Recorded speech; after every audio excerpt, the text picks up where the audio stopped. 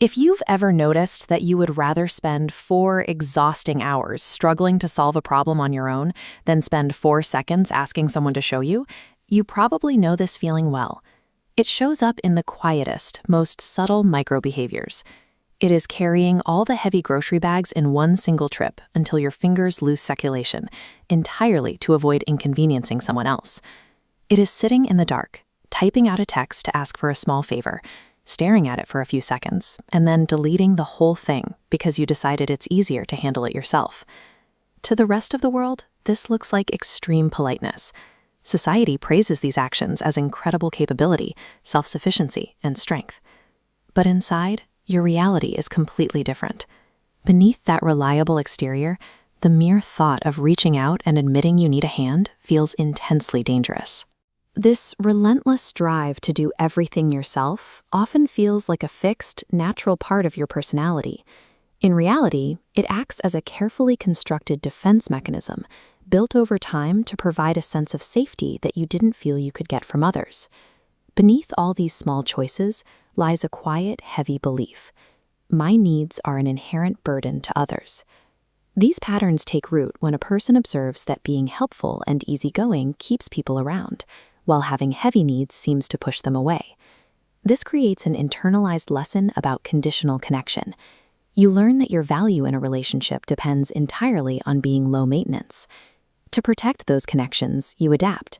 You become the fixer, the listener, and the solid rock for everyone else. You make yourself endlessly useful to others to ensure they would never want to leave, while making absolutely certain you never need anything from them in return. This dynamic functions as a proactive survival strategy, designed to ensure you never have to feel the sting of rejection while you are at your most vulnerable. Most people look at someone who refuses to ask for help and assume it comes down to stubborn pride or a large ego, but ego actually has very little to do with it. This behavior is driven by a need for control over the outcome and the emotional environment. Asking someone for a hand requires a terrifying surrender of that control.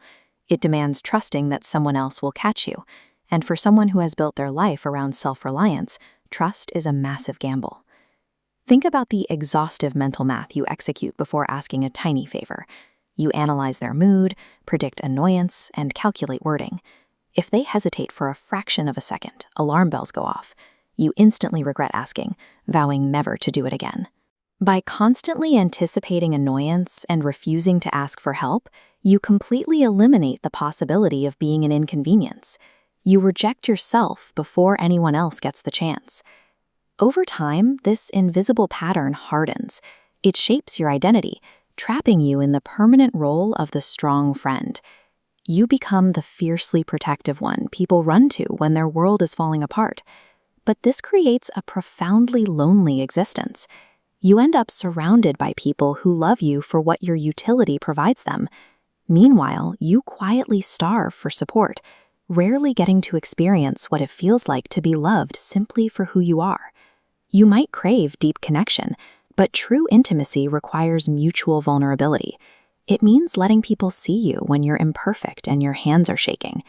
By refusing to let anyone help you, you maintain an invisible wall. You actively deny the people who care about you the opportunity to show up and offer support in the exact same way you so willingly show up for them.